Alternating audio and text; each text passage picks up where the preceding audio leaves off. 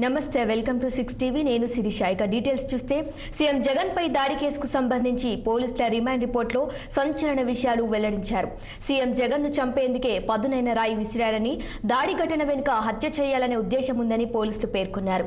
Current లేని సమయం చూసి జగన్ తలపై కాంక్రీట్ రాయితో దాడి చేశారన్నారు. ప్రత్యక్షులు సాక్ష్యం చెప్పిన ప్రకారం నిందితుడి సతీష్ ని అదుపులోకి తీసుకొని విచారించామన్నారు.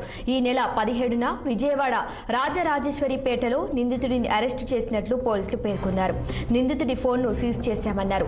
A2 దుర్గారావు ప్రోద్బలంతోనే నిందితుడు దాడి చేసినట్లు రిమాండ్ రిపోర్టులో పేర్కొన్నారు. A1 సతీష్ ను పోలీసులు విజయవాడ కోర్టులో హాజరుపరచగా నిందితుడికి 14 రోజుల రిమాండ్ విధించింది కోర్టు. ఇక ఇదే అంశానికి సంబంధించి మరింత సమాచారాన్ని మా ప్రతినిధి కోటేశ్వరరావు అందిస్తారు. కోటేశ్వరరావు, చెప్పండి. శిరీష, మరి జగన్మోహన్ రెడ్డి మీద జరిగినటువంటి రాయి దాడి కేసుకు సంబంధించి పెద్ద ఎత్తున ఒక పురోగతి సాధించారు విజయవాడ పోలీసులు అని చెప్పుకోవాలి. ఎందుకంటే ఈ రోజు ప్రధాన నిందితుడు ఎవరైతే ఉన్నారో సతీష్ ని ఈ రోజు కోర్టులో హాజరుపరిచారు. కోర్టులో హాజరుపరిచిన అనంతరం ఒక రిమాండ్ రిపోర్ట్ అయితే విడుదల చేశారు పోలీసులు. ఈ రిమాండ్ రిపోర్ట్ లో కొన్ని సంచలన విషయాలు అయితే బయటపడ్డాయని కూడా చెప్పుకోరు. సంచలన అంశాలు అయితే బయటకు వచ్చాయని కూడా చెప్తూ ఉన్నారు. అయితే ఈ సతీష్ ని మరి కోర్టులో హాజరుపరిచి రిమాండ్ రిపోర్ట్ సమర్పించడంతో మరి కోర్టు అయితే ముద్దాయికి 14 రోజుల రిమాండ్ అయితే విధించింది.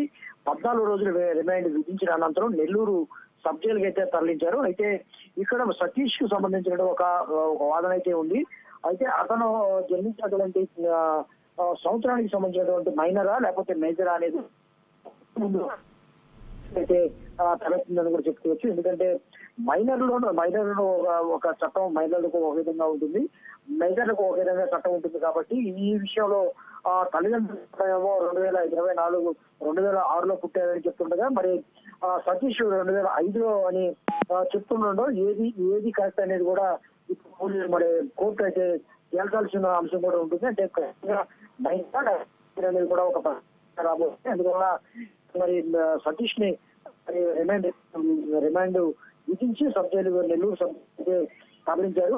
కస్టడీలో ఉన్నటువంటి మైనర్లను ఇతర 9 మైనర్లను మరి అతను వారి నుంచి స్టేట్మెంట్ తీసుకొని వదిలేశారని కూడా పోలీసులు చెప్తున్నారు. అయితే పరారిలో ఉన్నటువంటి మరో ముద్దాయి దుర్గారావు ఎవరైతే ఉన్నారో A2గా ఈ కేసులో A2గా చేర్చారు. దుర్గారావు పేరు. ఈయన ప్రస్తుతం టీడీపీ నాయకుడిగా వ్యవహరిస్తున్నారు. టీడీపీ బీసీ సెల్ కార్యదర్శిగా వ్యవహరిస్తున్నారు దుర్గారావు. ఈయన పోలీసులు మరి అయితే ఈ కేసులో A2గా దుర్గారావు పేరు చెప్పారు. పోలీసులు అయితే ఇతని కోసం గాలిస్తున్నారని కూడా చెప్తున్నారు. అయితే 2 రోజుల క్రితం దుర్గారావుని అరెస్ట్ చేశారని కొన్ని వార్తలు అయితే వచ్చాయి, కొంత సమాచారం అయితే ఉంది. కానీ పోలీసులు మాత్రం 2 రిపోర్ట్లో ఇతని కోసం మేము వెతుకుతున్నాము, గాలిస్తున్నాము, త్వరలోనే కూడా పట్టుకుంటామని చెప్తున్నప్పటికీ కూడా దుర్గారావు పోలీసులు అదుపులోనే ఉన్నట్లు కూడా చెప్తూ ఉన్నారు.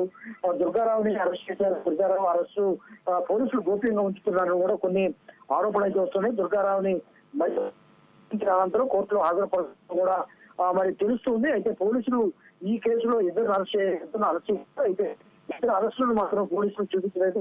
ఒక్కరిని మాత్రమే కోర్టు ముందు హాజరుపరిచారు. దుర్గారావుని విచారిస్తున్నారు, గోప్యంగా విచారిస్తున్నారు. కాబట్టి మరి దుర్గారావు తమ కస్టడీలో లేదని కోర్టుకు సమర్పించడం జరిగిందని కూడా చెప్తున్నారు. అయితే ఈ అంశం అయితే కూడా మరి రాజకీయంగా ఏమైనా కుట్రకోవడం జరిగిందా, రాజకీయంగా ఏదైనా మరి దీనికి కుట్ర పాల్గొన ఉలకృషంగా చర్చిస్తున్నారు, దర్యాప్తు చేస్తున్న పరిస్థితి.